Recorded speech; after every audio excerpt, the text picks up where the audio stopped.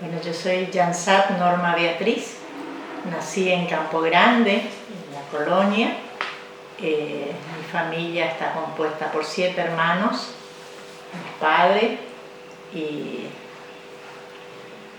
bueno, ahí nacimos todos los hermanos, nos criamos, hicimos la escuela primaria todos ahí en la escuela del kilómetro 10 de Campo Grande.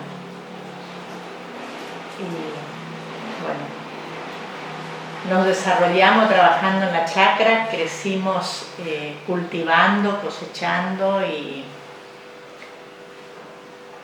vendiendo lo que se podía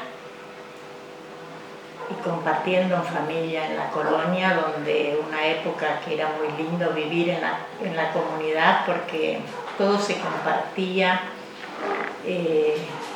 se convivía con los vecinos, digamos, compartiendo, celebrando. Siempre había algún motivo para juntarse con los vecinos, compartir. Y bueno, fue linda mi infancia, a pesar de la humildad, porque éramos muy pobres, pero fue muy linda la infancia. ¿Esta colonia es cerca de Oberá? No, son mucho más de 40 kilómetros. Tenemos 10 kilómetros del pueblo de Campo Grande y después de acá a Campo Grande son más o menos 40 kilómetros. ¿Y vos te acordás desde cuándo tu familia estuvo en esa chacra, en esa tierra? ¿Cuándo llegó? ¿Quiénes llegaron? Esa chacra la compró mi papá y se casaron y ahí comenzaron ellos la chacra. Toda la vida vivimos ahí. Hace poco la hemos vendido. Sí. ¿Y qué cultivaban ahí? Yerba, té, tabaco, soja, bueno. Maíz y mandioca también. Sí, para comer en la chacra no faltaba la mandioca.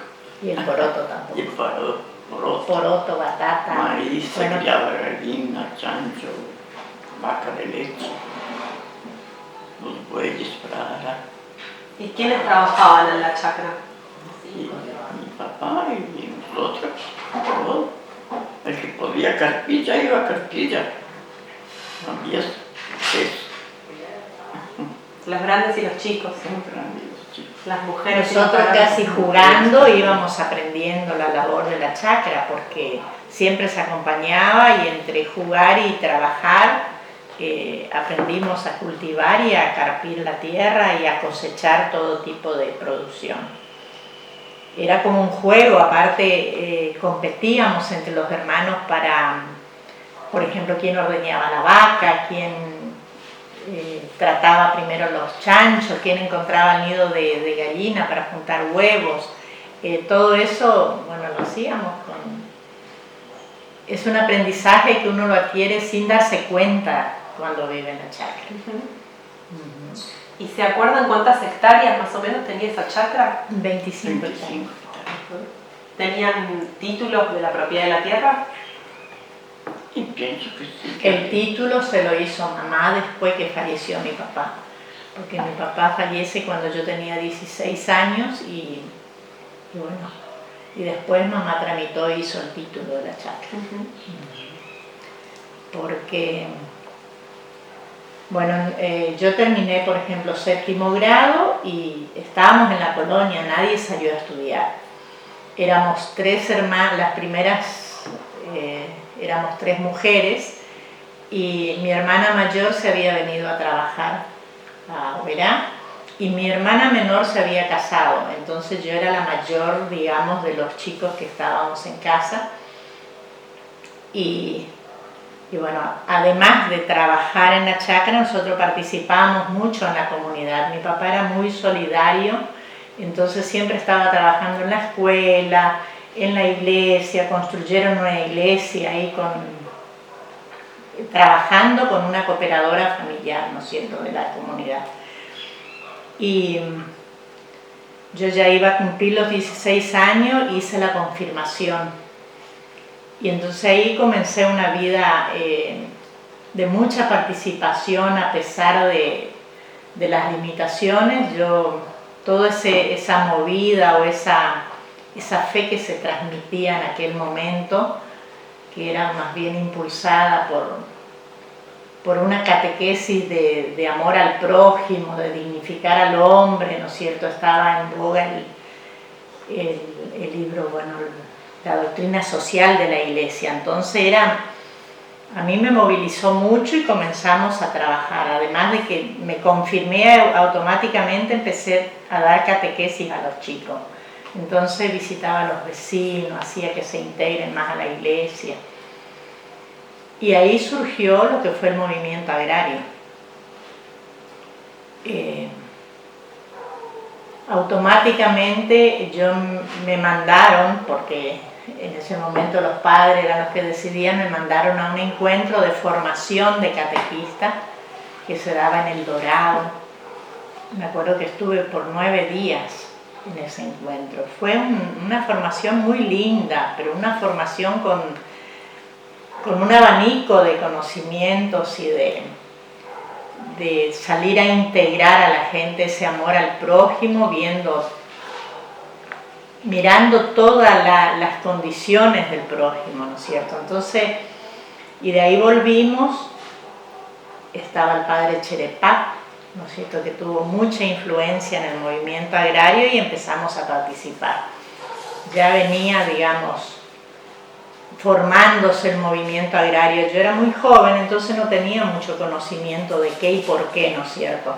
Pero la carencia que nosotros teníamos con respecto a cobrar los productos que se vendían y todo eso, no iba entendiendo. Y mi papá era el que participaba del movimiento agrario, entonces nosotros también comenzamos a participar de las reuniones. A él le nombraron delegado y automáticamente se hacían reuniones en mi casa, en el patio de mi casa. Entonces nosotros, yo sobre todo, que era la más grande, con mamá estábamos ahí entre cebar el mate, participando siempre de todo eso. Te interrumpo un cachito, Norma. ¿En tu familia se cultivaba yerba mate, té, sí, todos estos cultivos? ¿A dónde lo vendían? ¿Cómo era el proceso de trabajo después de la cosecha? Eso se entregaba en la cooperativa, ¿no es cierto? Sí. Todo iba a la cooperativa agrícola. Había una cooperativa funcionando y todo se entregaba. Bueno, la yerba no, la yerba se entregaba en el secadero de Fontana. El TUM sí era a través de la cooperativa, porque yo recuerdo que después, bueno, cuando fallece mi papá, mamá nunca había salido, la mujer era siempre relegada a la chacra, entonces ella no tenía noción cómo tramitar, cómo hacer, y fui yo la que me tuve que mover un poquito y aprender todo eso para tramitar los retornos del tabaco, del TUM, qué sé yo, que venía, ¿no es cierto? Pero se entregaba en su mayoría a través de la cooperativa agrícola. ¿Y la yerba que se entregaba al secadero, ese secadero era la propiedad de quién? De la familia Fontana. Ajá, que era una familia local. Era una familia de la Campo Grande. zona, sí, de Campo Grande, que no sé si aún ahora sigue funcionando como secadero, pero ellos tenían... ¿Eran productores también? Eran productores y eran los que compraban. ¿Pero serían productores más grandes? ¿Más Sí, capitalizados? medianas, sí, eran más capitalizados, tenían autos, tenían todo Ese eso. es mi papá. Y esos son los rollos de tabaco. Después estos le cortaban para hacer en una chala. Hacían el cigarrito y fumaban. Y ese cuando estaba sirviendo la parte. En el trabajo en la chacra había también trabajo extrafamiliar, contrataban peones rurales por momentos, temporalmente, o no, solo trabajo familiar. No, nosotros, que yo recuerdo, teníamos siempre un muchacho que era de una familia amiga, que yo ahora interpreto que era un chico como relegado de su familia, entonces él trabajaba y se quedaba con nosotros. ¿Te acordás de Huyo Riegel? Sí. Él nos ayudaba mucho, pero era un chico que en un momento, no sé, se había quemado, estaba todo deformado y aparentemente en la familia lo despreciaban y se quedaba con nosotros y nos ayudaba. Y si no, se trabajaba haciendo ayutorios. ¿Qué es eso? Los ayutorios es como ahora le dicen la minga o cierto?, donde nos juntábamos los vecinos y levantábamos, y por ejemplo teníamos una cosecha de tabaco para levantar, se juntaban 4 o 5 vecinos, se cocinaba una ronda de guiso o de algún estofado grande, y ahí venían los vecinos a levantar la cosecha.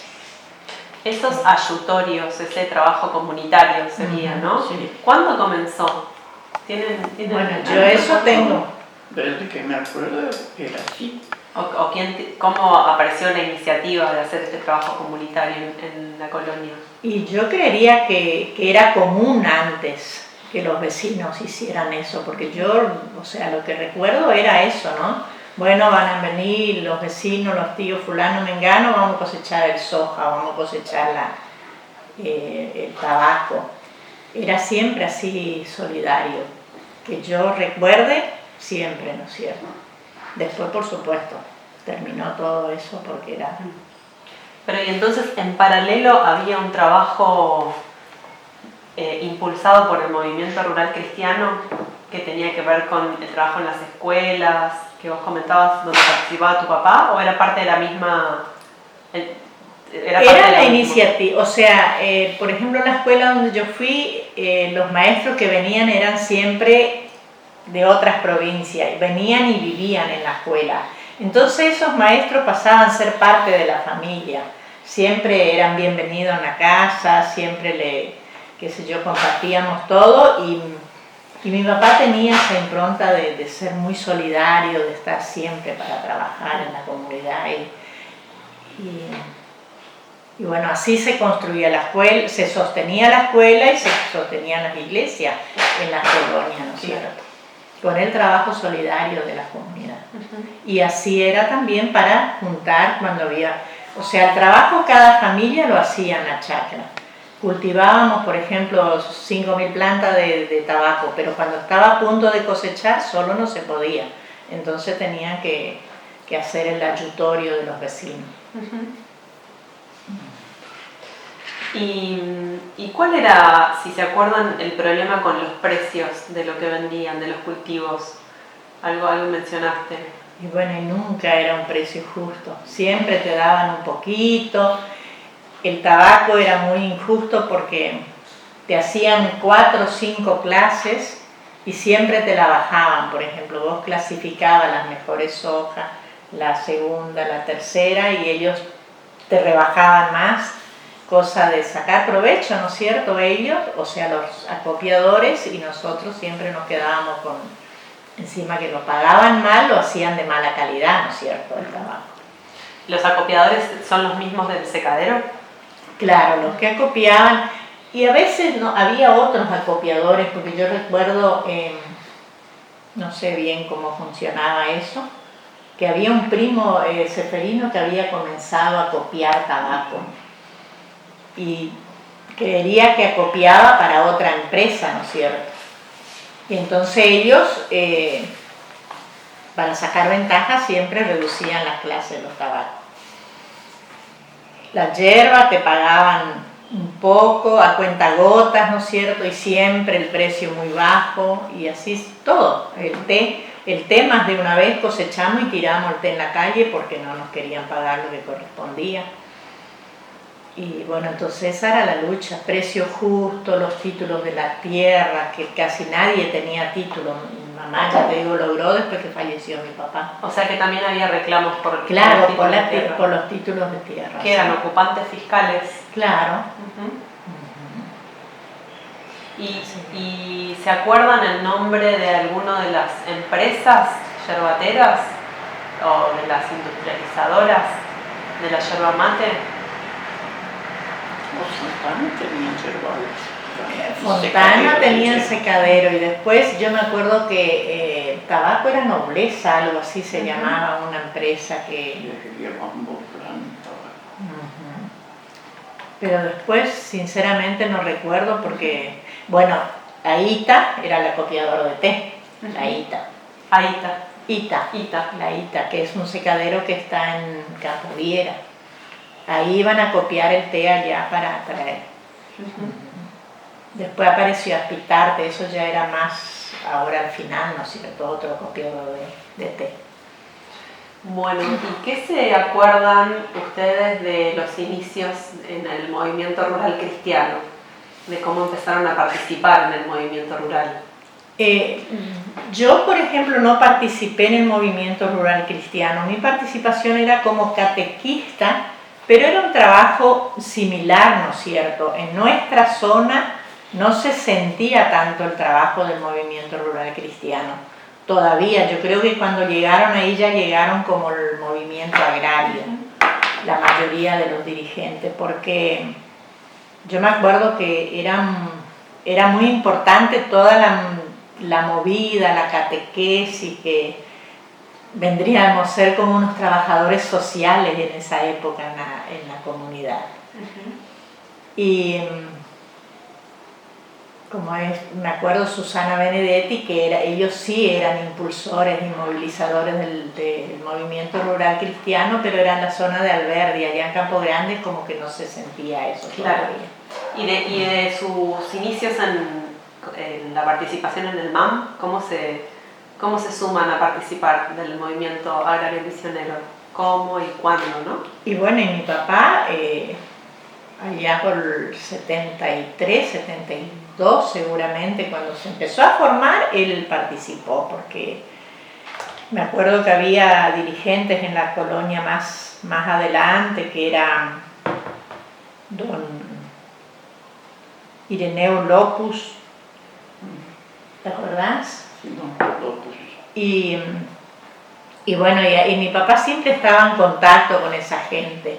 Y cuando se inició o cuando convocaron, él enseguida fue a ser delegado, entonces nosotros automáticamente ya hicimos parte de eso, ¿no? ¿Qué era? ¿Delegado de la colonia? Él era delegado del movimiento agrario en esa zona, ¿no es cierto? Que la zona era Campo Grande. Campo Grande, kilómetro 10, porque después en el kilómetro 17 había otro delegado, más en la zona del 6 creo que ahí había otro delegado y así. ¿Y cómo se elegían los delegados de la colonia? Yo era tan chica todavía que mucho no sé, ¿no es cierto? Claro. Pero supongo que por la calidad de ser sociable y estar participando, la inquietud de querer... ¿Se elegiría en una asamblea, en una reunión? Sí, porque convocaban, siempre tenían reuniones. Ves la foto esa, evidentemente era una asamblea grande del movimiento agrario. ¿Y las asambleas empezaron a hacerse en su casa? Sí, después que se le nombró a mi papá como delegado, me acuerdo, se traían tronquitos, se ponían unos tablones arriba y ahí la ronda para... ¿Cuánta gente participaba de eso? Qué sé yo, a veces había bastante, 20 personas habían, me acuerdo que era una donde todos participaban, que era para nosotros era una novedad, ¿no? Porque ahí aislados en la colonia. ¿Y había mujeres también en esas reuniones? Sí, muchas mujeres participaban. O sea, venían a la reunión. Claro, Susana era una dirigente, pero después te acordás de Cecilia Feltan, que tenía una convocatoria ella. Y bueno, y siempre, o sea, con segundo plano la mujer, pero participaba, ¿no es cierto? Así. ¿Y qué temas se charlaban en esas reuniones en su casa? Que se acuerdan ustedes, qué preocupaciones, definiciones de alguna medida, de alguna forma de protestar. Y bueno, y siempre venía el tema de lo mal pago que se estaba, las quejas de cómo le recibían, cómo no le recibían los productos, y automáticamente, si estaba Pedro, por ejemplo, siempre la tenía la palabra y sabía dar toda la info de más arriba, digamos, cómo venía la mano. Nosotros éramos ingenuos en la colonia, pero él sabía dar la información y la gente iba acatando, ¿no es cierto? Pedro Pechar. Si tomar medidas para entregar el producto, todo eso se iba decidiendo en las reuniones. ¿Qué te acordás de esas acciones de protesta? Por ejemplo, de los paros. Bueno, ahí tenés esta foto, por ejemplo, es un recuerdo donde todos nos juntamos a cosechar el té y tirar en la calle. Y después, tengo el recuerdo de una gran asamblea que se hizo acá en Oberá, que fue multitudinaria frente a la cooperativa agrícola. Eso fue, qué sé yo, para nosotros fue algo muy emocionante venir, porque primero que nunca veníamos a Oberá. Cuando vinimos y juntarnos tanta cantidad de gente fue muy lindo, muy emotivo. Y por supuesto salir con esa adrenalina, como seguir participando, ¿no? Y después cuando se hizo una movilización a Posadas también fui. ¿Y qué te acordás de esa movilización? Esa fue fea porque nos esperaba la policía ya en la ruta y como que nos hizo volver, un grupo sí avanzó y otro grupo volvió y así. Y ahí como que me acuerdo esas partes, pero después ya no sé cómo volví ni con quién volví, ¿viste? Porque son momentos que uno recuerda. Gracias. ¿Te acordás de alguna persona significativa, emblemática, algún sacerdote, alguien que haya participado en el movimiento, así como Pedro Pechac, que lo nombraste, o Cecilia Feltán? Y bueno, como es el padre José Cherepac, era muy activo dentro del movimiento agrario, él era el asesor espiritual del movimiento agrario. ¿Y ustedes dónde lo veían? Y en las asambleas así generales o donde había una concentración, él estaba presente y siempre tenía la palabra también.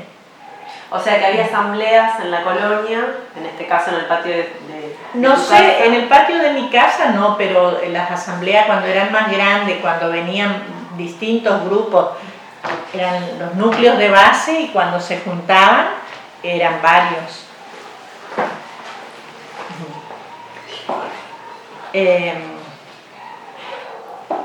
Y ahí es donde participaba, como es José Cherepac también. Y después el obispo Kemmerer también, el obispo Kemmerer en las grandes asambleas él estaba presente. No sé, sigue el mate.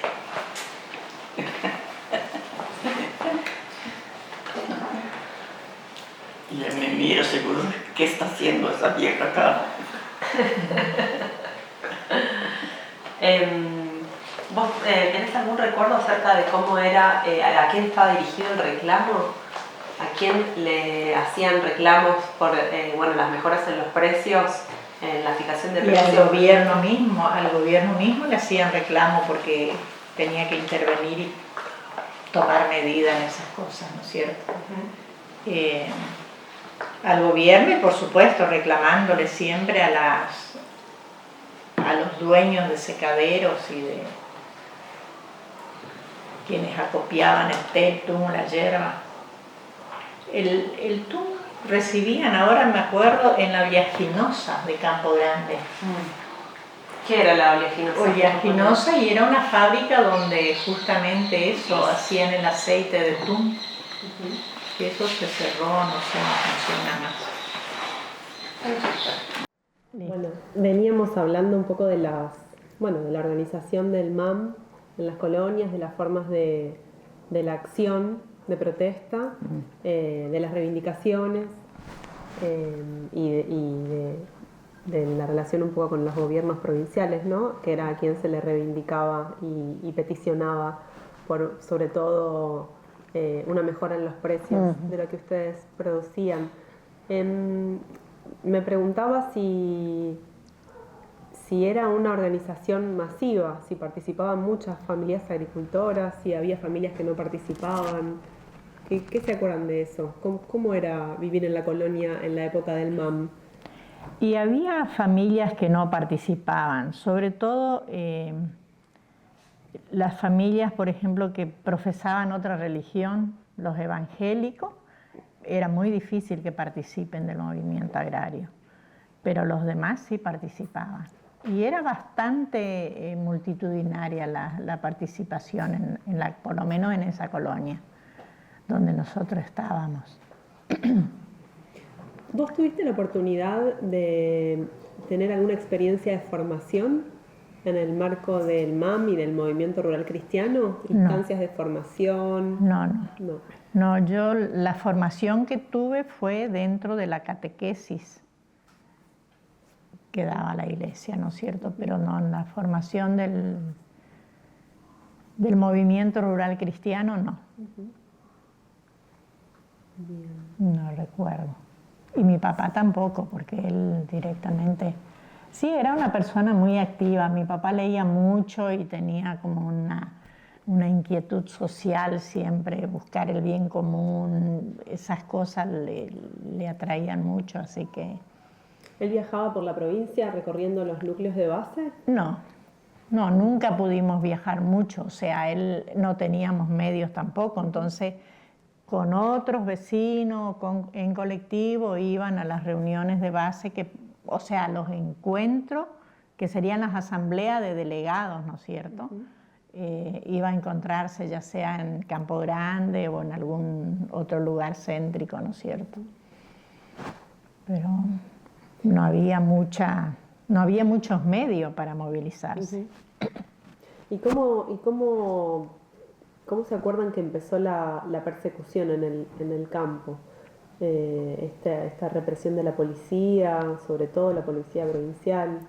Bueno, contaron de una movilización a Posadas que fue interrumpida por el avance policial sobre los manifestantes, pero... Y bueno, yo no recuerdo qué fecha fue eso, pero a partir de ahí es como que ya se empezó a resentir también, como que empezó digamos, los líderes igual seguían luchando, pero la gente como que se empezó a relajar, no quería reunirse más, ¿no es cierto? Y me acuerdo que yo, como estaba tan mal la situación en la colonia, me vine, sería por noviembre del 73, no, el golpe fue en el 75. Sí, a principios del 76. Bueno, 75 en noviembre, por ahí yo me vine a Oberá a trabajar, porque ya mi hermana estaba trabajando acá, mi otra hermana se había casado y yo como nada, digamos, no había buen ingreso en la colonia, me vine a trabajar en casa de familia también. Me acuerdo que vine y me inscribí para hacer la secundaria, me había inscrito en la escuela de comercio y bueno, estaba trabajando con una familia, la familia Schombald de acá de Oberá. Había nacido una niña, me acuerdo, yo vine de niñera. Y ahí fue que regresé a la chacra de paseo un fin de semana y fallece mi papá. Bueno, ahí cuando falleció mi papá, volví yo a la chacra. Dejé de trabajar y volví junto a mamá y mis hermanos. Y eso fue en enero. Del 76. Del 76 ya. Y en marzo fue el golpe y bueno, yo, o sea, hubo un tiempo que yo me aparté de la chacra, me vine a trabajar en Oberá porque estaba tan crítica la situación. Y cuando decís que la situación estaba crítica es que, digamos, lo que pagaban por... Claro, no había ingreso, éramos jóvenes, no alcanzaba para vivir, entonces como que era mejor mandarnos a trabajar que estar en la colonia. Y bueno, cuando fallece mi papá no me quedó otra que volver junto a mamá. Como te decía hoy, mamá, nunca las mujeres participaban de nada, entonces no sabía tramitar nada. Yo tampoco mucho sabía, ¿no es cierto? Pero era como por ahí un poquito, ya me animaba a hablar más, entonces como que tomé la posta. Mis hermanos todos eran más chicos. Así que volví a la colonia, pero tuvimos tanta mala suerte que en marzo fue el golpe de Estado y ahí nos pateó el tablero como quisieron. Fue muy, muy feo. Le apresaron a mamá, a mí, quedaron mis hermanos a la deriva. Y ¿te acordás cuándo fue eso? ¿Cuándo fue la detención? A nosotros nos detuvieron en octubre, el 20-21 de octubre. Yo sé que era muy próximo al cumpleaños de mamá. Y bueno, y nos detienen. Pasamos el cumpleaños de mamá en la Caraguá, en el campamento que había ahí del ejército. ¿Qué era la Caraguá? Perdón, Acaraguá es un arroyo y al lado ahí del arroyo tenían un campamento, había como un balneario y el ejército se instaló ahí y tenían, o sea, ahí detenían a la gente y llevaban ahí en las carpas. Y la tenían secuestrada en carpas. Ahí nos tuvieron a nosotros. No sé por cuántos días, pero sé que estuvimos ahí. No me acuerdo. ¿Eso era en Campo Grande también? Eso en Campo Grande, sí. Hoy es un espacio reconocido, ese lugar. Un sitio de memoria. Sí, un sitio de memoria. ¿Y sigue siendo paraje rural esa zona? Sí, sí, sigue siendo. ¿Y las detienen en el mismo momento? ¿O ustedes A las 2, sí. juntas? Yo justamente esa noche, o sea, veníamos con miedo porque estaba el ejército instalado ahí, que queda más o menos 6 kilómetros de donde vivíamos nosotros. Yo esa noche tenía una reunión en la capilla con los padres y, en fin, teníamos una reunión sobre catequesis. Recuerdo que regresamos en casa, nos acostamos a dormir y al ratito cae el ejército. Nos pateó la puerta, era una casa precaria, ¿no es cierto? Nos patearon la puerta abajo con unas linternas muy poderosas, así nos enfocaron. Ahí rompieron la sábana, nos vendaron, nos metieron en la camioneta y nos llevaron. ¿Y a tus hermanos? Y mis hermanos quedaron solitos en la chacra, a 2000 metros a la redonda, no había más gente, ellos solos, el mayor tenía 13 años y la más chiquita tenía 4, 5 por ahí. Y se quedaron solos en la chacra. ¿Fue el ejército y la policía también o solo el ejército? Creería que el ejército, porque, mira, primero que no me voy a acordar de lo que... Yo sé que salimos de ahí con los ojos vendados, no vimos con quién ni quién nos tenía, así que... ¿Y cómo las trasladaron? ¿Cómo las llevaron hasta Caraguá? En una camioneta. En una camioneta. Yo recuerdo que nos hicieron acostar en una camioneta, así con los ojos vendados, y nos llevaron.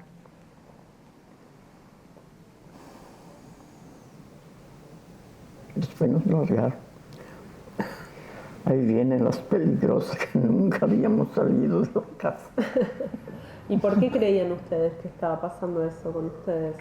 ¿Por qué creen ahora que las detuvieron? Bueno, nosotros sabemos que nosotros le protegimos a Pedro, porque Pedro, cuando viene el golpe de Estado, él no quiso salir del país y estuvo escondiéndose, ¿no es cierto? Pedro Pechac, y ellos fueron a esconderse en casa, en la chacra, porque la chacra tenía un gran sector con monte y ellos estuvieron ahí en un campamento. ¿Eso fue cuando tu papá todavía vivía? No, mi papá ya no vivía más. Mi papá ya no vivía y teníamos un vecino que era muy participativo también, que era don Pedro Andrujovich, y bueno, él tenía una chacra que estaba muy sobre la ruta, entonces él no los podía tener. Y fue y habló con mamá y entonces los trajeron a nuestra chacra, hicieron campamento y estuvieron ahí. No recuerdo por cuánto tiempo, sí recuerdo que nosotros le llevábamos leche, huevo, ¿no es cierto? Y evidentemente se enteraron de eso y por supuesto nos apresaron a nosotros. ¿Quién les llevaba el alimento? ¿Vos? Yo le llevaba, mamá me preparaba y me mandaba a mí. Porque eras la más grande. Y sí, yo era la más grande. Y lo hacíamos ocultándonos de mis hermanos más chiquitos, porque eran todos más chicos y no queríamos que se sepa. Y bueno. ¿Y conversabas con ellos también? Sí, algunas veces me encontré, sí. Me acuerdo que estaba con una angina terrible y era chica, el médico nunca habíamos ido y en ese momento había un médico, yo no sé todavía qué médico estaba con ellos ahí. Y me acuerdo que me medicó y todo. Bran no era, ¿no? ¿Cómo? Yo no recuerdo, pero era un médico que estaba ahí con ellos. Y probablemente porque me acuerdo que me medicó y yo me volví contenta en casa porque me dieron remedio. ¿Y te acordás de otras personas? Disculpa, Claudia, ¿Susana Ferreira estuvo en ese Sí, campamento? ella fue. Eso te iba a preguntar, ¿qué otras personas estaban en el campamento? Ella fue, Susana Ferreira fue, sí. Yo me acuerdo tan bien de Susana Ferreira un día. que caminaba la ruta, iba y volvía, porque no sabía cómo hacer para llegar al campamento, ¿no es cierto? Entonces tenía esa dificultad hasta que llegue la nochecita, que nadie la vea para poder ir.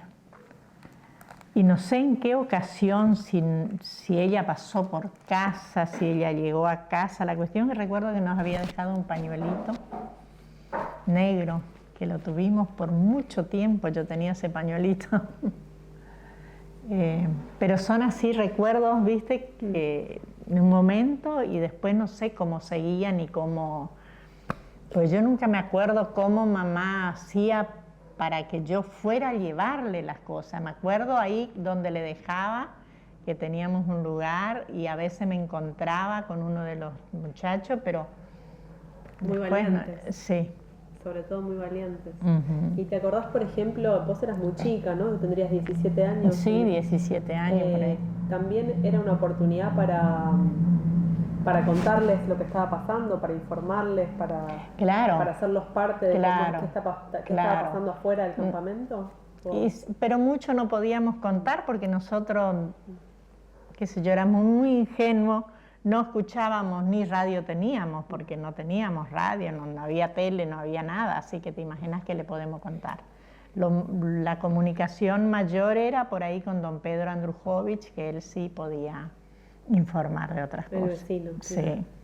¿Y qué se decía en la colonia en ese momento, cuando muchos referentes o dirigentes del MAM estaban escondidos? Y bueno, que le iban a perseguir todo, eran comunistas. Por comunistas van a caer todos.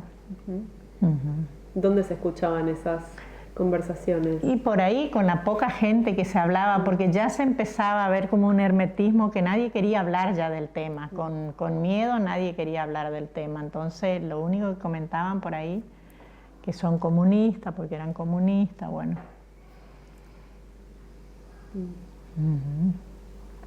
¿En esa época siguieron habiendo acciones colectivas, o sea, acciones de protesta del MAM? No, concentración. una vez que que vino el golpe de...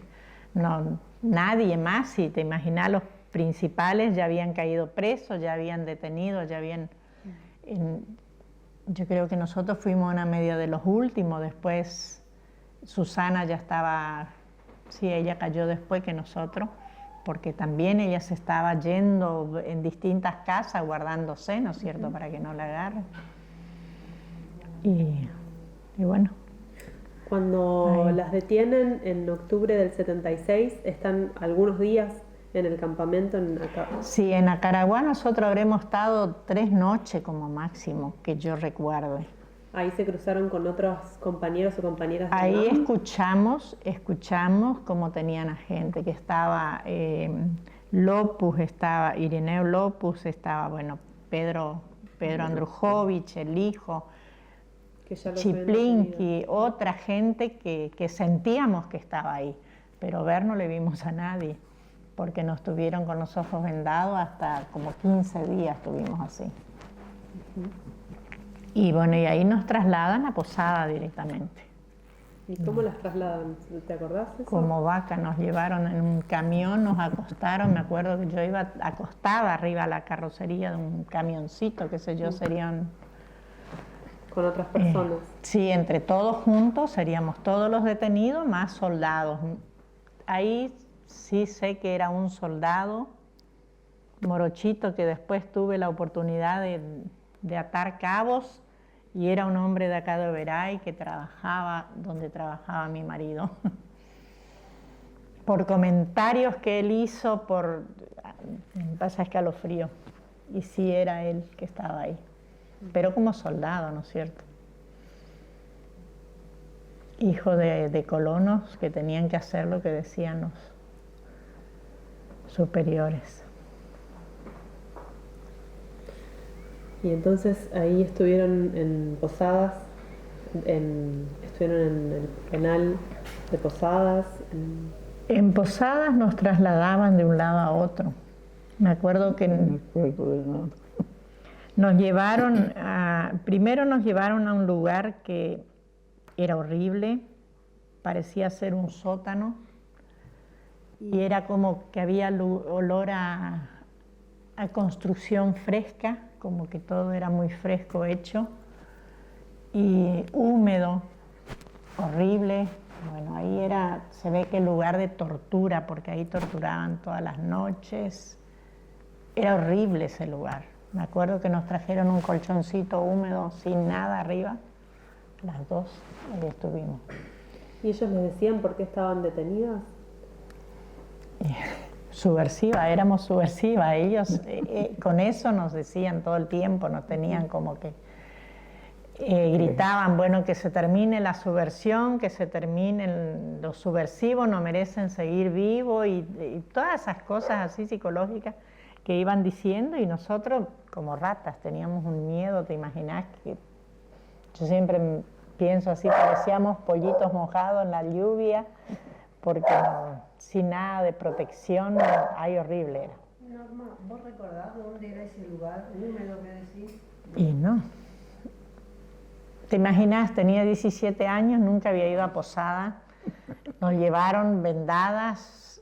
Tengo esa sensación como que bajábamos, ¿no es cierto? Que era un lugar húmedo, pero de ahí no sé. Después, ya donde nos sacaron las vendas, era como en una, no era alcaidía, era una comisaría, que fue nombrada ahí. Bueno, ya nos sacaron la venda y había un comisario que nos venía todas las mañanas a torturar psicológicamente, nos hacía cantar el himno, nos hacía poner de pie, viva el ejército argentino, que muera la subversión, que, viste. ¿En ese lugar también se cruzaban con agricultores o agricultoras? Y ahí era un lugar donde estábamos. Yo recuerdo, había una pared, nosotros estábamos todos como en unos calabozos muy feos, todos tatuadas la pared. Y del otro lado sentíamos ahí en ese momento, sentí que estaba Cherepac y que estaban varias gentes que nombraban siempre en el movimiento agrario. Y nosotros las mujeres, y ahí ya nos encontramos con Cutuné, por ejemplo, María Cutuné, Pérez Rueda, nos encontramos ahí.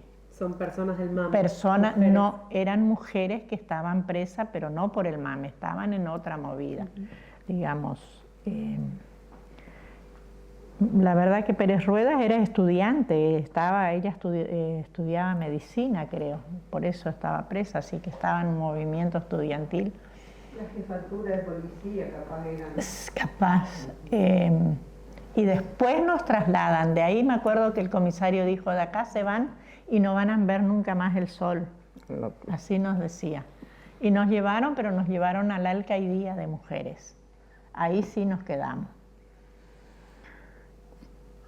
Nos tuvieron en varias oportunidades otra vez con los ojos vendados, pero ahí ya empezaron a venir, ya vino Susana, ya vino, bueno, varias otras chicas, ahí estuve con Hilda Fierler,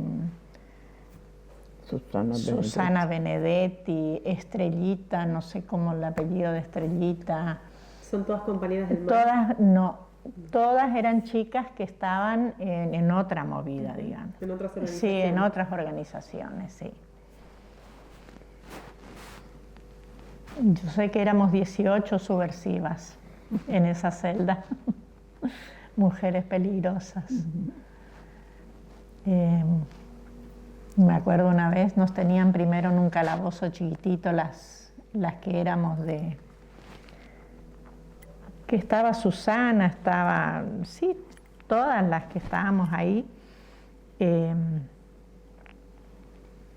Me acuerdo que en la pelada, decían ellos, yo estaba acostada mirando hacia la puerta, no mirando, tenía la cara hacia la puerta y ellos suponían que yo me levanté la venda para verlos cuando venían.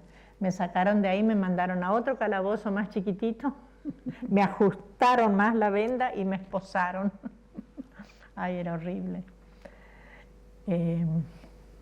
Y bueno, ahí pasamos de todo. Esa etapa fue muy, muy fea, muy fea. Pero para mí, como dije la otra vez, fue una universidad a paso acelerado, de aprender un montón de cosas, porque, qué sé yo, la iglesia, más allá de todo lo que ahora me alejé, ¿no?, de la iglesia, porque no comparto muchas cosas, pero también hubieron cosas muy lindas. y conocí lo que era la prostitución. Nosotros no teníamos idea de lo que era la prostitución. Cuando yo me acuerdo decir puta era una cosa terrible, lo peor que uno podía decir, capaz que nos castigaban en la chacra. Y bueno, y ahí era común, hacían una requisa y traían a las prostitutas. Y nosotros en el calabozo, desesperada por escuchar algún chisme, enterarnos algo, entonces, y ellas venían sueltas de boca, los gritos, peleándose con todos, retobándose con la misma policía. Y bueno, y ahí nos comentaban. Y después en algunas oportunidades entablé charlas muy profundas con algunas mujeres que, la verdad, escalofriante, ¿no? Nos contaban, porque donde nosotros estábamos había una celda de las subversivas, una celda de las procesadas y otra celda de las menores, porque era una alcaidía. En aquella época estaba el famoso patronato de menores, ¿no es cierto? Entonces ahí había 13, 14 chicas menores que volaban platos, volaban almohadas. No tenían nada que hacer, estaban ahí adentro. Y un día, cuando hablé con esta chica, ella me contaba que ella era una de las menores que estaba ahí. La han prostituido tanto, después cuando se embarazó la pusieron a la calle, no le quedaba otra cosa que seguir prostituyéndose para mantener su hijo. Por supuesto, si la mandan a trabajar en una casa no saben hacer nada, porque ahí no hacen nada. Entonces, ¿qué le queda? Y esa chica, o sea, con ella aprendí un montón porque me hizo ver lo injusto que es todo el sistema con eso, ¿no? Yo la recuerdo ahora, parece que la veo y se desbocaba con toda la furia porque dice, después nos traen acá y nos quieren, bueno, las siguen explotando y las volvían a largar y toda la historia, ¿no? Y bueno, y después con las chicas que estaban con nosotros, bueno, de poder hablar, de poder conocer lo que era ese mundo de la ciudad, del que estudia, del que para mí era chino, porque te imaginas en la colonia, no. Por eso ¿Ustedes perdóname Norma, ustedes las interrogaban mientras estuvieron presas? Sí, en ese espacio donde te digo que era muy feo, ahí nos llevaban a interrogar, nos torturaban, ahí era horrible, horrible. Llegaba la tardecita y horrible. Nos sacaban fotos de todas formas, nos interrogaban, nos mostraban fotos. Me acuerdo a mí cuando me llevaban a interrogar, ahí me sacaron la venda y me mostraban cantidad de fotos y conocía a fulano, mengano y dónde está y que... ¿Y por quién te preguntaban? Y bueno, que yo recuerde por Pechak y todo eso, que ya lo habían detenido. Y es ahí donde estuvo Pechak también detenido. ¿Vos ya sabías que estaba detenido ya? Sí, porque lo escuchábamos también. Y la chica, su pareja también estaba presa ahí con nosotros, su señora. Matilde, ¿no? Matilde, sí. Bueno, ese lugar era horrible. Después por muchísima gente que no conocíamos, lógicamente, y los nombres ahora no recuerdo porque, qué sé yo. ¿Alguien de tu familia, mientras estuvieron presas, tuvo que exiliarse, irse para otro lado, para No. otra zona de la provincia o fuera del país?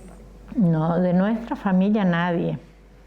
Y de nuestra familia fuimos los únicos que sufrimos la persecución, porque otros hermanos, primos, no, ninguno que yo sepa. Nadie se fue, nosotros nomás. ¿Y hasta cuándo estuvieron presos. detenidas, desaparecidas, ¿no? Mamá estuvo 5 meses, perdón, yo me quedé 6 meses. Era más peligrosa, me tuvieron un mes más. Éramos guerrilleras. Sí. Y ahí vino la parte más triste, salir en libertad. Porque realmente para mí fue la parte más dura el haber salido en libertad. Porque encontrarse en un espacio vacío donde, te imaginas, 6 meses, la chacra, mis hermanos menores, era todo capuera, era todo abandono. Los vecinos te daban vuelta la cara, si te veían era como que estabas leprosa. No, no, horrible fue, muy, muy feo. ¿Ustedes pudieron volver a su chacra?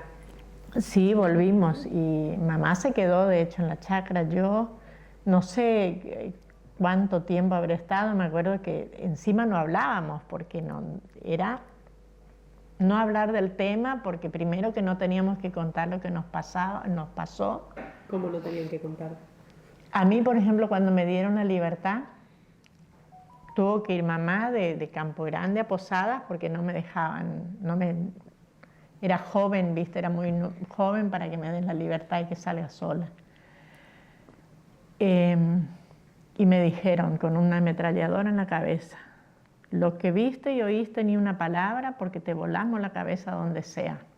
Me lo dijo una mole. Te imaginas, vos salís con 17 años de ahí.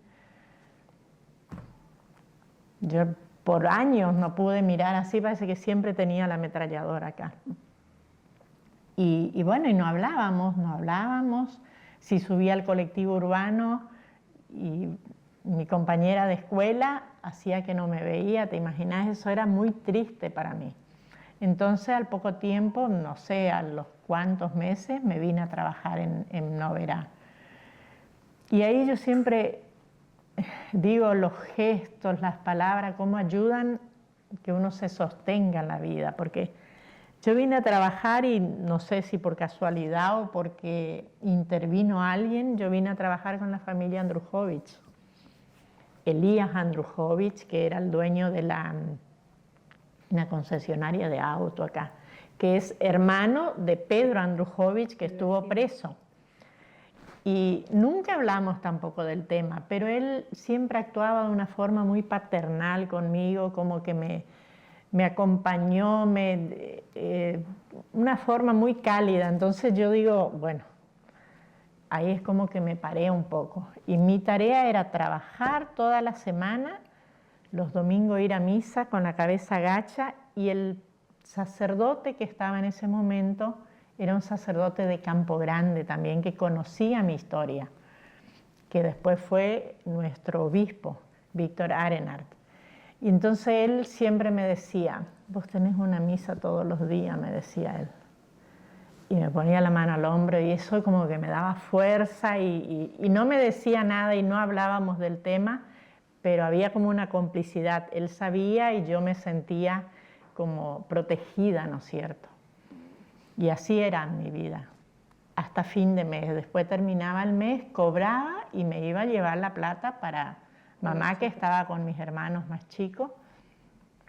Y ahí todavía lo que tenía que hacer era pasar por la comisaría, firmar, porque estábamos en libertad, pero en libertad bajo vigilancia, no sé cómo se llama eso. Vigilada, sí. ¿Una vez por mes? Una vez por mes. Así que esas eran las partes más duras que nos tocó. ¿Te acordás qué decía ese papel que firmabas? No sé, firmamos un cuaderno que no era un cuaderno tapa dura, azul, no sé qué decía. Me acuerdo que después hubo un policía, ya una persona grande que era conocido de mi papá, dijo, no venga más, mi hija, eso, como diciendo, y nadie dio la orden, pero no fui más a firmar, pero después de casi un año de ir siempre a firmar. ¿Y en la chacra se siguió trabajando mientras estuvo la dictadura? ¿Se seguía sembrando? Y claro, lo que podían, te imaginas, nosotros 6 meses, mi hermano mayor, al que le seguían persiguiendo porque seguían yendo, él después nos contó que una vez le dijeron que le iban a cortar los huevos y él no decía dónde estaban las armas. ¿Eso mientras ustedes estuvieron detenidas? Claro. Y bueno, y así varias veces fueron a recorrer de vuelta la chacra. ¿Te imaginas el miedo que tenía y qué podía trabajar, ¿no? Pero medianamente mantuvo los animales que teníamos y estuvo ahí. Porque los más chiquitos habían ido con una tía, encima teníamos una tía que Hablaba en contra. Hablaba en contra, como que nosotros no íbamos a volver nunca más, entonces ya estaba por entregar en adopción mi hermana más chica, todas esas cosas, ¿viste? Horrible, horrible. Y gracias a Dios, bueno, mamá volvió, los acogió a todos. Y después yo, a pesar de venir a trabajar, también trabajamos y siempre,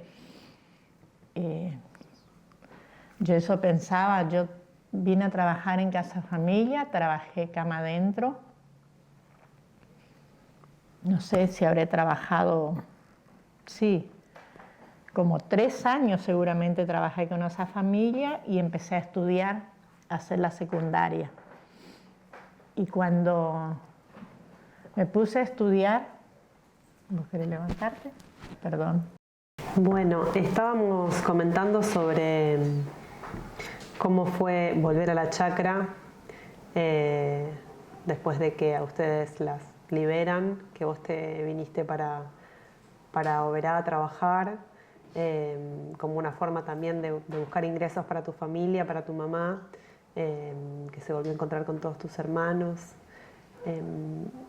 ¿Cómo te encuentra a vos el retorno de la democracia? ¿Dónde estabas cuando se termina la dictadura? Y ya estaba instalada en Oberá ya. Yo ya hice la facultad y todo para esa época porque eso es lo que hoy me movilizó mucho, pensar todo lo que logré a pesar de la situación, venir a trabajar en Casa Familia y me formé igualmente. Hice la secundaria, después hice la facultad, 4 años. Y ahí fue el regreso de la democracia. Y gracias a Dios yo me recibía con un buen nivel, digamos, pero tenía mucho miedo de ir a trabajar. El miedo nunca me dejó. ¿A qué le temías? ¿Qué es lo que te da miedo? Yo a veces pienso que nos metieron tanto en la cabeza que no servíamos para nada, que no merecíamos vivir, que no... Entonces como que yo no me sentía merecedora de estar en otro lugar. Encima en la facultad toda esa movida de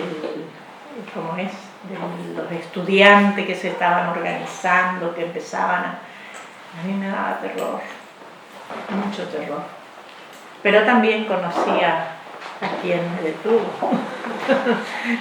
en otras circunstancias. Entonces, bueno, me casé. ¿A tu pareja? Sí, a mi pareja. Nos casamos con hijos, lógicamente, porque yo tenía una hija y él tenía 2. Así que bueno, no sé si fue la excusa o fue por el miedo que no me fui a trabajar como docente. Me quedé cuidando a los chicos y bueno, ama de casa. Y ahí nos agarró la democracia. Por supuesto, esa pasión por Alfonsín que yo realmente veía reflejada toda mi esperanza ahí, porque fue realmente algo muy lindo toda la vuelta, ¿no es cierto?, de la democracia. Pero también fue difícil porque eso de todo, yo no recuerdo bien, la democracia había vuelto para cuando nos casamos, ya había vuelto la democracia. Y después era todo el desarreglo económico, que me acuerdo que nos casamos y yo dije, bueno, vamos a comprar una cama cuando cobremos el casamiento, y nos alcanzó por una cajita de mercadería así. Esto que decías, que durante la dictadura la gente no te saludaba, cruzaba la calle, ¿no? Esta cuestión tan dolorosa del miedo que se sembró y la desconfianza y la acusación. Sí, algo hicieron. ¿Eso siguió durante la democracia, durante los primeros años de la democracia? ¿En qué momento cambió? Bueno, ahí yo ya estaba acá en Oberá, era otra la realidad, ¿no es cierto? La gente de la colonia, los jóvenes, cada uno hizo su vida, se fueron. Después cuando nos volvíamos a encontrar es como que había un arrepentimiento. Me acuerdo en compañeras mías que ahora hace poco nos encontramos, por ejemplo, y lloraban y no podía creer, una maestra, que fue maestra mía, nos encontramos y lloraba, no podía parar y yo no me daba cuenta ni por qué, pero es porque, bueno, verme de vuelta y sentir todo lo que sintieron en esa época, ¿no? Así que, no, fue cambiando un montón y ahora creo que hay como una reivindicación, yo siento que nos valoran de otra forma, no todos, pero la mayoría. ¿Y cuándo vos recordás que empezaste a encontrarte de nuevo, a cruzarte en la colonia con los viejos compañeros y compañeras del MAM? No, yo a la colonia no volví más. Volví mientras estaba mi madre, pero después ya mi mamá también vino a vivir acá conmigo, entonces no volvía más a la colonia. Y acá me acuerdo que con Eugenio Casalaba, por ejemplo, yo trataba de correrme si él iba por la vereda a la derecha, yo me pasaba a la izquierda porque evitaba encontrarnos por el miedo a hablar del tema, ¿no es cierto? ¿Cuándo, Norma, en qué momento de la historia vos considerás que la gente empezó a verles desde otro lugar, a reivindicarlos? Y ya habrá sido allá por el 92, por ahí. Yo recuerdo que... ¿Bajo qué gobierno, por ejemplo? ¿Qué contexto?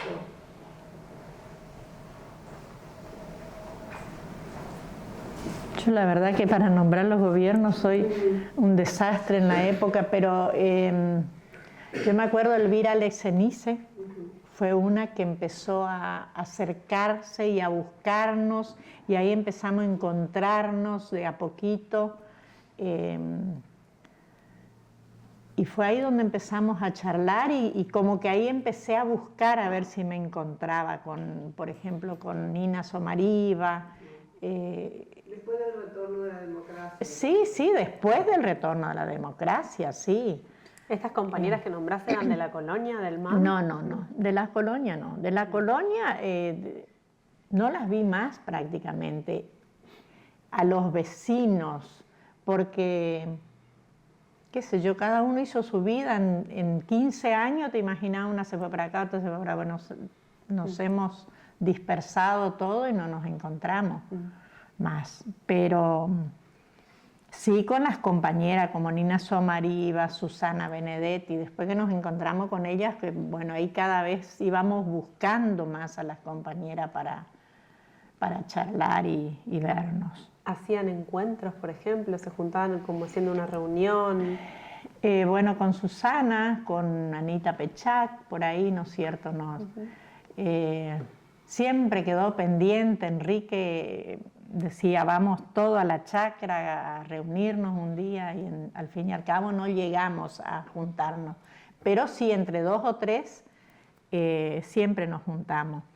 En una oportunidad me acuerdo que vino una compañera que no estuvo presa con nosotros, pero nosotros la cuidamos, su bebé. Entonces, después que salió, ella nos buscó, hará más o menos 6 años, 7 por ahí, y vino, Esther Cabral se llama, y vino a buscarnos, porque ella sí estuvo detenida. Yo estuve 6 meses acá, pero Susana Benedetti estuvo 6 años, o 7, no sé. Y esta chica estuvo con Susana y vino a buscarnos para agradecernos que le hemos cuidado a la bebé cuando estábamos presas y ahí con ella sí salimos, con Susana me acuerdo y su esposo que también era un compañero que estaba preso. Salimos a hacer un poco de terapia, me acuerdo que nos fuimos al Salto Encantado y nos quedamos ahí todo un día a charlar. Y a reírnos y a llorar de todo lo que nos pasó, ¿no? Porque... hacia fines de los años 80, más o menos 1986-87, se vuelve a organizar el MAM, se relanza con el mismo nombre, Movimiento Horario Misionero. ¿Vos supiste, estabas al Sí, tanto? sí, sí, siempre estuve al tanto porque son la gente que estamos con... ¿Vos o tu mamá tuvieron alguna participación? No, en mamá es como que ella nunca quiso saber nada, ni siquiera en los juicios mamá no quiso ir a declarar, no quería, ella tenía mucho miedo, entonces nunca quiso nada más. Yo por ahí motivada justamente por, ¿cómo es? Pedro y, no Pedro, Enrique. Enrique Pechac. Enrique Pechac, que ya nos habíamos encontrado, se acercó y siempre charlaba, me ayudó mucho cuando mi hija estudiaba en Posadas, por ejemplo. Entonces, bueno, y él me motivó a ir a declarar en los juicios, pero mamá no quiso saber nada. Ahí yo hice todo medio como a la escondida, siempre poniendo una excusa para irme a declarar porque mamá no quería que fuera y bueno. ¿En qué juicios testimoniaste? En los juicios de lesa humanidad, ¿cómo es? No me acuerdo los nombres de los que hemos enjuiciado nosotros, algo así. Sí, Beltrametti. Beltrametti, y no me acuerdo el otro. Bueno, ahí fui a declarar en 3 oportunidades, habíamos ido. ¿Y con quién fuiste? Una vez me acuerdo nosotros ya trabajábamos en aldeas infantiles y me acompañó la que era directora. Gisela Knip, ella me llevó a Posadas y me esperaron hasta que saliera de la declaración. Y después me fui con Susana, con Somariva, íbamos en colectivo, hacíamos una juntada en Posadas, donde estudiaba la hija y estaba en una habitación, ahí nos íbamos todas. Me acuerdo una noche fuimos y dormíamos en el piso a las 3 allá y Susana, Nina y yo. Hacia mediados de los 90, algunas compañeras, entre ellas Susana Benedetti, participan en la organización de un movimiento de mujeres campesinas indígenas, el MUCAR. ¿Participaste de esa experiencia vos? No. Ella en varias oportunidades me invitó, pero yo siempre estuve con muchos chicos. Ya estaba trabajando en aldeas infantiles, entonces era imposible. ¿Querés contar brevemente qué fue Aldeas Infantiles? Aldeas infantiles. Era un momento bastante crítico cerca del 2000. Justo en diciembre del 99 vinimos a trabajar en aldea. La situación económica no era buena y el que estaba en ese momento de director de aldea era conocido de mi marido y amigo mío en la secundaria, entonces nos conocíamos bastante. Y yo le dije, mira, si hay un lugar, algún trabajito en los pasillos de aldea, le digo, yo quiero ir a trabajar. Un día fue y nos dijo, dice, hay, pero para la pareja. Encantada nosotros, pero nunca nos explicó bien de qué se trataba. Vinimos a una casa donde había 18 adolescentes, nosotros con 3 hijos, adolescentes casi, 4, porque ahí ya estaba el nuestro, vinimos a trabajar. Y el que tenía que trabajar era él porque era un hogar de varones. Y no teníamos acompañamiento de asistente social, psicólogo, nada. Era por amor. Yo me había hecho una promesa cuando estuve presa, que si salía con vida y cuerda iba a trabajar siempre por los más pobres. Eso me había prometido y entonces siempre tenía esa inquietud de ir a trabajar en aldeas infantiles por los chicos de la calle. Me acuerdo que le hablamos, nuestros hijos tienen que ser buenos, tienen que ser solidarios porque son chicos que no tienen familia, que están en la calle. Pero lo que no sabíamos que los chicos que estaban en la calle tenían una calle que nos chuparon a los nuestros, sobre todo al varón que tenía 14 años, 15 ya en ese momento. Así que fue una lucha trabajar ahí, muy, muy duro. Nos ganamos muchos amigos, pero también los chicos son violentos, ya con 16, 17 años son terribles. Para mí, Aldeas Infantiles, me animo a decir, también es una organización que deja mucho que desear, porque los traía a los chicos cortando todo vínculo biológico con su familia, los traía de la calle a una casa a todo dar, con todas las comodidades. Pero después, si no lograban que el chico se porte como ellos querían, lo devolvían a la familia donde vivían sin piso las casas, sin agua, sin ninguna comodidad. Era algo muy violento para los chicos. Y nosotros estuvimos en ese proceso donde empezó a aparecer asistente social, por eso te nombraba hoy a Claudia Vespa, que fue una persona que a mí me ayudó muchísimo, porque ella era comunicadora social y vino desde Buenos Aires. En esa transición donde empezaron a participar asistentes sociales, psicólogos, para acompañar toda esa situación con los chicos. Y entonces, bueno, fueron egresando chicos, los adolescentes mayores, digamos, los egresaban a unas casas afuera, pero después nos empezaron a traer chicos en esa época en que Oberá era el centro de ventas de niños y adopciones ilegales. Estuvimos en toda esa tranza que fue muy, muy fea. En una oportunidad tuve 6 meses un chiquito que lo daban, lo traían, lo daban, lo traían, y entonces ya queríamos nosotros adoptarlo y después se lo dieron a la familia adoptante. Y no era suficiente eso, yo empecé a trabajar en una pastoral que se llamaba Redinfa, Red de Fortalecimiento de la Madre y el Niño. Entonces empecé a ir a las villas. Y ahí he conocido otro mundo impresionante. Realmente es triste lo enferma que es nuestra sociedad. Yo siempre digo, cuando ves una 4x4, un tipo de corbata, o decir, wow, cuánto logro. Pero esos a veces hacen su plata, sacándole un niño a la chica de la villa.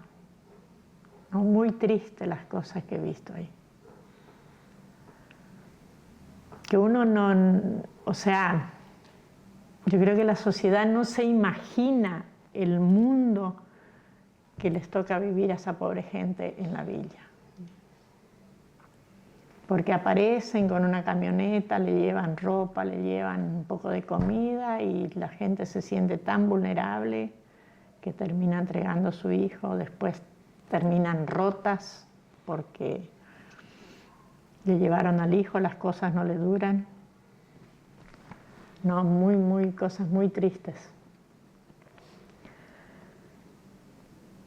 Y bueno, así nuestra vida se transcurrió, por eso a mí me movilizó mucho, porque empecé a pensar, wow, y todo eso hice yo. Me acuerdo cuando, con este mundo de la catequesis y el miedo que tenía, que tampoco tuve ni un acompañamiento psicológico, yo me sobrepuse y digo, tengo que vencer ese miedo. Terminé dando catequesis en gendarmería infantil. Yo no les puedo contar, yo entraba al escuadrón de gendarmería, que no sabía cómo mudar los pasos, pero entré y di catequesis en gendarmería infantil. Y logramos vínculos, me acuerdo, un señor que después un día me pidió que le contara a sus hijas la historia que yo viví. Y qué sé yo, después terminó suicidándose él. ¿Era un gendarme? Un gendarme, porque él conocía lo que fue la historia esa. Se ve que participó en alguna circunstancia y eso no le dejaba vivir en paz. Por eso, viste, vos empezás a pensar y wow, cuántas cosas. Te quiero hacer una pregunta. ¿Tus hermanos siguieron viviendo en la chacra? Sí. Porque ustedes con el retorno democrático ya se asentaron, digamos, en la ciudad, ¿no? Sí, en yo el pueblo, no. no sé si era ciudad. Bueno, yo vine a vivir a Oberá, por ejemplo, trabajar en casa familia. Después, cuando mi hermano, el más chico, terminó quinto año, o sea, séptimo grado, lo traje a vivir conmigo. Entonces empecé a alquilar una habitación y lo traje para que hiciera la secundaria. Hizo la secundaria él, después le traje a mi hermana más chica también, hizo la secundaria y ahí ya vino a vivir mi mamá conmigo.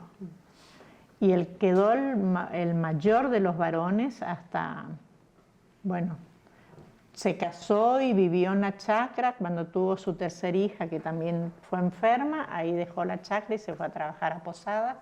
Así que la chacra la teníamos desocupada mucho tiempo y ahora la vendimos. ¿Y a vos qué te parece que, digo, pensando en alguna reflexión, ¿no? sobre la historia que estás contando de tu vida y de tu familia, pero también de los agricultores en esta zona de Misiones, ¿qué te parece que cambió desde antes y después de la dictadura en relación a la vida campesina, ¿no? A las formas de producir, a los derechos, y cambió al acceso a la tierra? muchísimo.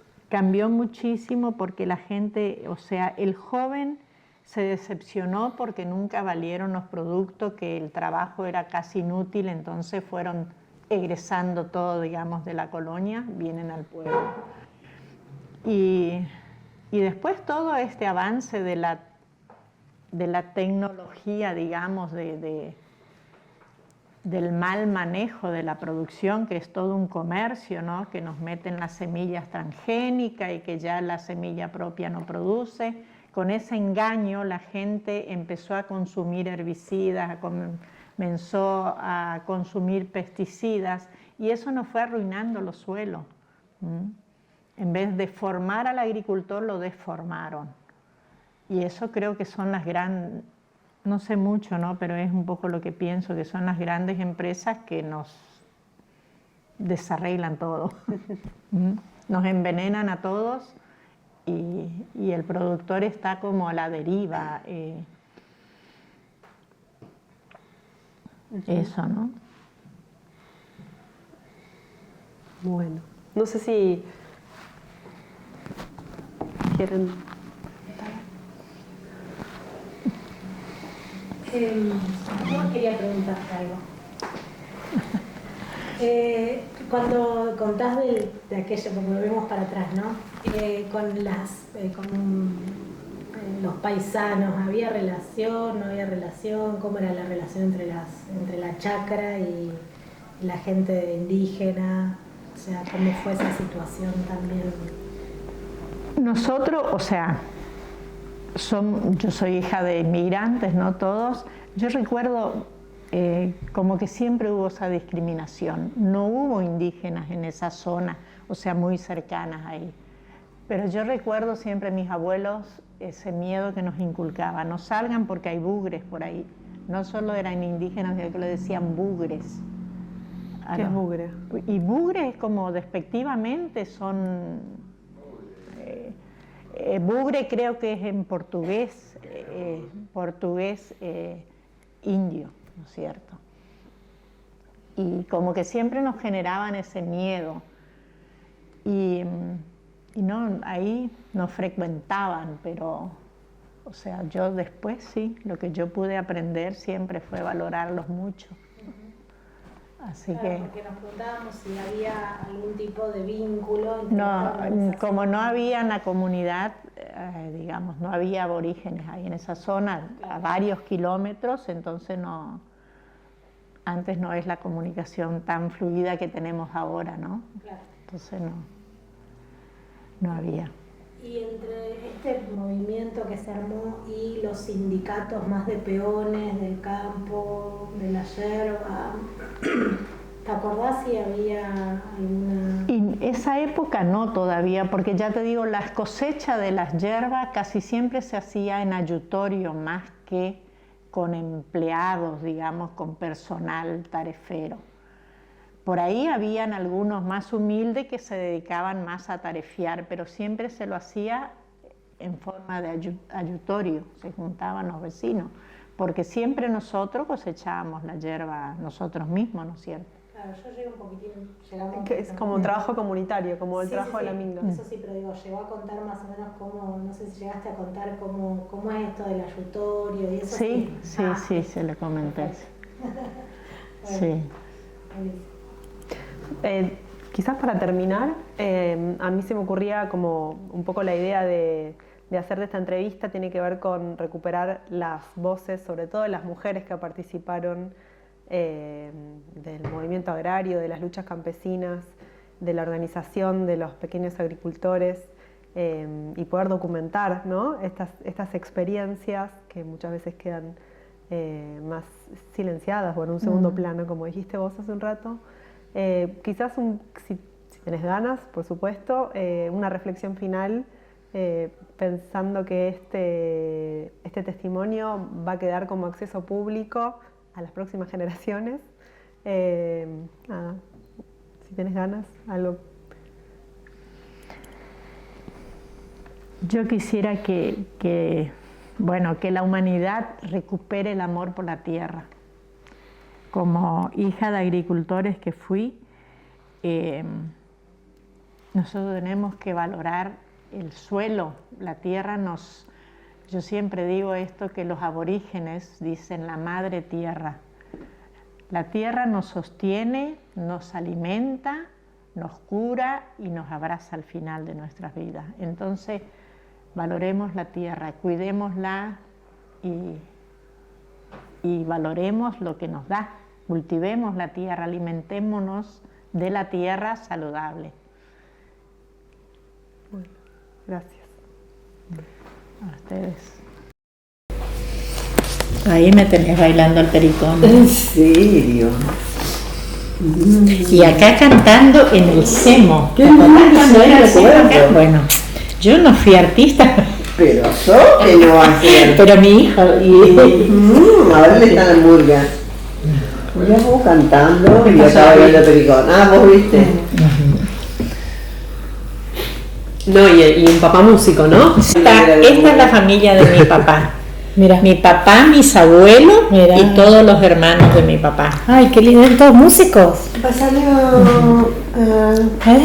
Todos músicos. Mi papá sí, él tocaba acordeón y bandoneón y Porque acá veo